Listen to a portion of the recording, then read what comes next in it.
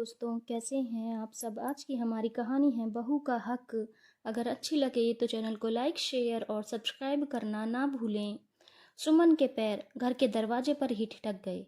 अंदर जाना तो चाहती थी लेकिन जा नहीं पा रही थी। आंखों से अनवरत आंसू बहे जा रहे थे। तभी पीछे से आकर भाई ने हाथ थामा। उसने पलट कर देखा तो भाई को देखते ही उसका रोना छूट गया।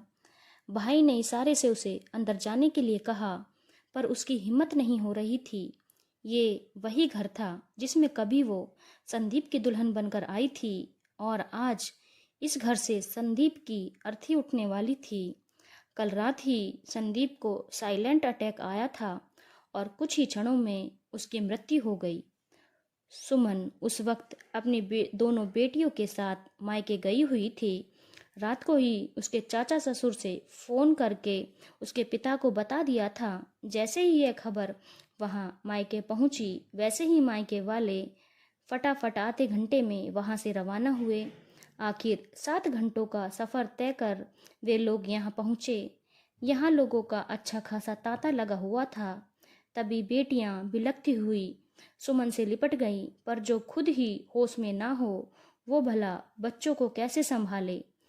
मम्मी और भाभी जबरदस्ती उसे हिम्मत देती अंदर लेकर गई। उस बड़े से बरामदे में कुछ औरतें सास को घेरे बैठी हुई थी। ननद और जेठानी भी एक तरफ बैठी रो रही थी। सुमन के आते ही रुदन और तेज हो गया। शायद वो लोग सुमन का ही इंतजार कर रहे थे। सुमन के आते ही 20 मिनट में संदीप की अर्थी उस घर से उठी और कुछ क्षण में ही वो शख्स यहाँ से चला गया जिसके पीछे वो इस घर में थी। अपनी बेटियों को सीने से लगाए उसका रोना छूट रहा था। कहने को पूरा परिवार वहीं था, पर संदीप के जाते ही ऐसा लगा जैसे सब कुछ छूट गया। कुछ ही देर में उस दिन की सभी क्रियाएं करके मायके वाले भी वहां से रवाना हो गए। बस सुमन की माँ वहां सुमन के पास रुक गईं। सब एक दूसरे को हिम्मत दे रहे थे, पर सुमन को कोई हिम्मत नहीं दे रहा था। आखिर संदीप की उम्र ही क्या थी, सिर्फ 40 वर्ष।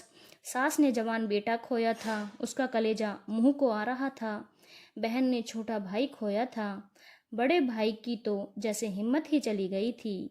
उसकी दोनों बेटियां उससे लिपट कर रो रही थी और उन दोनों को चुप कराने के लिए, हिम्मत बढ़ाने के लिए कौन था? सिर्फ सुमन और उसकी माँ। आज उसे अपना ससुराल बेगाना सा लग रहा था।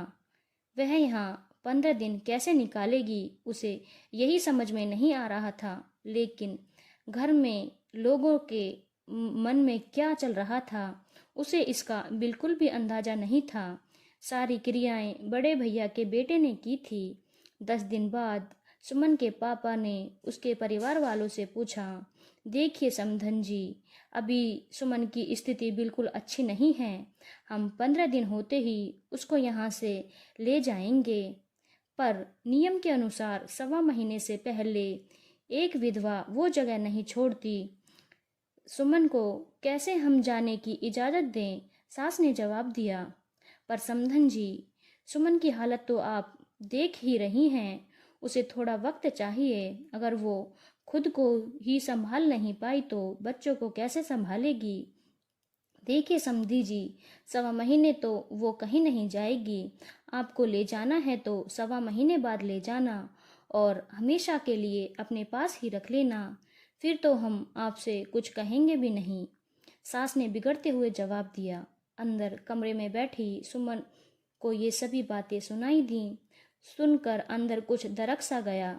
अब इस तरह इस घर में मेरी क्या जगह है? माहौल बिगड़ते देखकर पापा चुप हो गए।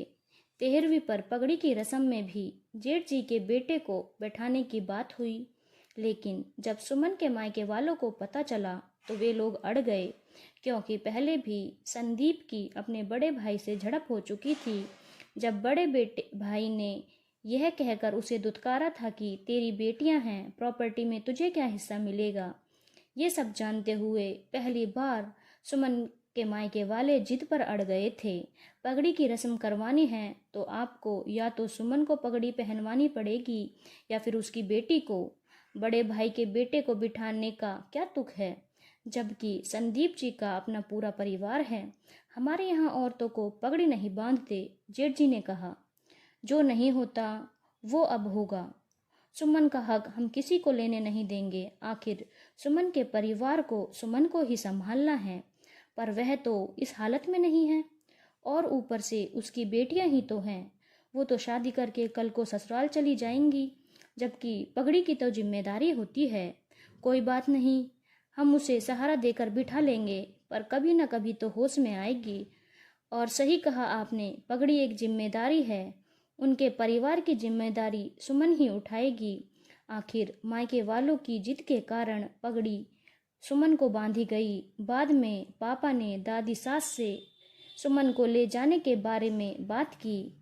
ये पहली बार था जब पापा ने दादी सास से पूछा था। आखिर दादी सास ने कहा, तब जाकर 20 दिन बाद सुमन के मायके वाले उसे लेकर गए थे। लेकिन अभी कुछ दिन ही बीते थे कि जेठ जी का फोन आया, हम लोग कल आ रहे हैं, सुमन को घर पर ही रखिएगा। कुछ न कुछ तो उनके मन में पक रहा था। ये बात तो सुमन के मायके वाले समझ रहे थे, पर क्या, वो तो कल उनके आने पर ही पता चलेगा। खैर, दूसरे दिन जेठ जी अपने चाचा जी के साथ वहां पहुंचे। सुमन के साथ उसके पूरे मायके वाले वहां मौजूद थे। चाय पानी पीने के बाद वे लोग सीधे मुद्दे पर आए। देखिए समधी जी, अब आपको तो पता ही है कि संदीप इस दुनिया में नहीं रहा और सुमन की सिर्फ 2 बेटियां हैं। ऐसे में हम चाहते हैं कि सुमन इन पेपर्स पर साइन कर दे, जो हमने हमारे पूरे परिवार की सर्वसम्मति से बनवाया है। और हाँ, माँ की भी यही इच्छा है। क्या लिखा है इन पेपर्स पर, जरा खुलकर बताइए। सुमन के भाई ने कहा, ये हक त्याग के पेपर्स हैं। हमारी जो पुश्तैनी जमीन है उस पर से सुमन को अपना हक त्याग करना पड़ेगा। बदले में हम सुमन की दोनों बेटियों की शादी की जिम्मेदारी सिर लेते हैं। भविष्य में उन दोनों का विवाह धूमधाम से करवा देंगे। रही बात मकान में हिस्सेदारी की, तो वो इसका 1/3 हिस्सा हम सुमन को देने को तैयार हैं। वो वहां पर अपनी बेटियों के साथ आकर रहे। इसके अलावा जो संदीप की सेविंग्स हैं वो सुमन के पास हैं, जिससे वो अपना गुजर बसर कर सकती है। ये सुनकर सबकी त्योरियां चढ़ गईं। इससे पहले कोई कुछ कहता, सुमन ने जवाब दिया, मैं कोई हक त्याग नहीं करूंगी। मेरे पति की मृत्यु के बाद उनकी प्रॉपर्टी में हम बराबर के हिस्सेदार हैं। अगर आप लोग हिस्सा नहीं देंगे तो मैं कोर्ट जाऊंगी, कोर्ट के जरिए लूंगी, पर मैं अपनी बेटियों के भविष्य को अंधकार में नहीं छोड़ूंगी। इस प्रॉपर्टी पर मेरी बेटियों का बराबर का हक है और माँ इन सब के लिए तैयार है। तो कह दीजिएगा उनसे कि उनका बेटा गया है, पर उसकी पत्नी और 2 बेटियां अभी जिंदा हैं। सुमन के तेवर देखकर जेठ जी और चाचा ससुर से आगे कुछ कहते नहीं बना। वे लोग चुपचाप वहां से उठकर चले गए। आज सुमन जॉब कर रही है और अपनी दोनों बेटियों को पाल रही है।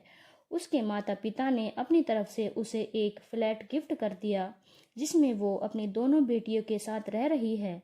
अभी तक प्रॉपर्टी का मैटर सॉल्व नहीं हुआ है। ससुराल वाले उस पर अभी भी दबाव बना रहे हैं कि वो अपना हक त्याग दे, पर वो अभी तक जिद पर अड़ी हुई है।